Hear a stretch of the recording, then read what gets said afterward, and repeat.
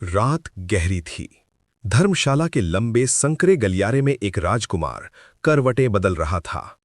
उसकी आंखों में नींद नहीं थी, सिर्फ अपमान था, पीड़ा थी और एक सवाल, क्या यही जीवन है? उसी रात एक ऐसा रहस्य जन्म ले रहा था जो उसके पूरे अस्तित्व को बदल देने वाला था। कथा है, एक बार भगवान महावीर अपने हजारों शिष्यों के साथ एक धर्मशाला में ठहरे हुए थे। उन शिष्यों में एक नया दीक्षित राजकुमार भी था, मेद। रात्रि विश्राम का समय हुआ। पुराने साधुओं को अच्छी जगह मिल गई, शांत आरामदायक स्थान। लेकिन जो नए साधु थे और उनमें वो राजकुमार भी, उन्हें जैसे तैसे जगह दी गई, किसी को कोने में, किसी को दरवाजे के पास।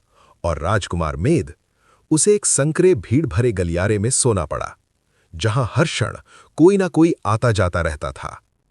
उसके लिए यह सिर्फ असुविधा नहीं थी, ये उसके अहंकार पर चोट थी। जिसने जीवन में कभी कांटा तक नहीं सहा, वो आज कठोर जमीन पर पड़ा था। हर गुजरते कदम के साथ उसकी बेचैनी बढ़ती जा रही थी। मन में बार बार एक ही विचार उठता, मैं कौन था और आज क्या बन गया हूं? कभी लौट जाने का मन करता, कभी खुद पर क्रोध आता, लेकिन लौटे भी तो कहां? रात जैसे तैसे कट गई, पर भीतर एक तूफान उठ चुका था।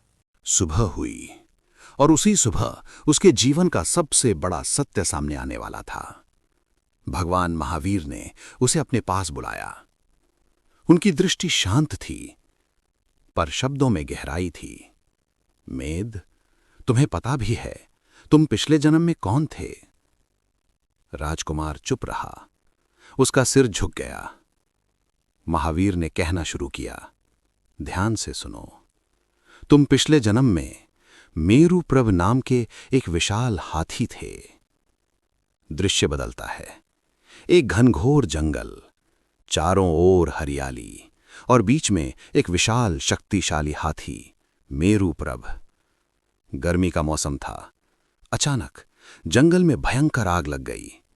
लपटें आसमान छूने लगीं। धुआं चारों ओर फैल गया। सारे पशु पक्षी अपनी जान बचाने के लिए भागने लगे। उसी अफरा तफरी में एक छोटी सी खरगोश अपने नवजात शिशु को लेकर भाग रही थी, डरी हुई, कांपती हुई। हर दिशा में आग ही आग, कोई सुरक्षित स्थान नहीं। तभी उसे एक विशाल छाया दिखी। वो मेरुप्रभ का पैर था। उसे लगा यही हमारी रक्षा कर सकता है। वो अपने बच्चे को लेकर उस विशाल पैर के नीचे आकर छिप गई। और तभी मेरुप्रभ ने नीचे देखा। उसकी नजर उस नन्ही जान पर पड़ी। एक पल के लिए समय थम गया।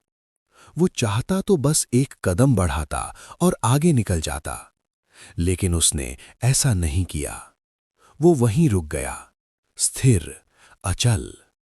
आग बढ़ती गई, लपटें उसके शरीर को छूने लगीं। दर्द असहनीय था। त्वचा जल रही थी। हर क्षण मृत्यु करीब आ रही थी। लेकिन उसने अपना पैर नीचे नहीं रखा। उसने उस खरगोश और उसके बच्चे को बचाने के लिए खुद को जला दिया। महावीर की आवाज गूंजती है, मेद, जो इतना महान बलिदान कर सकता है, क्या वो इस जन्म में एक रात की नींद का त्याग नहीं कर सकता? राजकुमार के भीतर कुछ टूट गया, या शायद कुछ जाग गया। तुम कहते हो तुम्हें मच्छरों ने काटा, क्या तुम उन अग्नि की लपटों को भूल गए? तुम कहते हो तुम्हें गलियारे में सोना पड़ा, क्या तुम उस स्थान को भूल गए जहां तुम मृत्यु के बीच खड़े रहे? राजकुमार की आंखों में आंसू आ गए।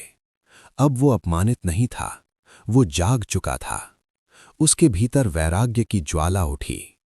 अब उसे समझ आ चुका था सच्चा त्याग क्या होता है और असली पीड़ा क्या होती है।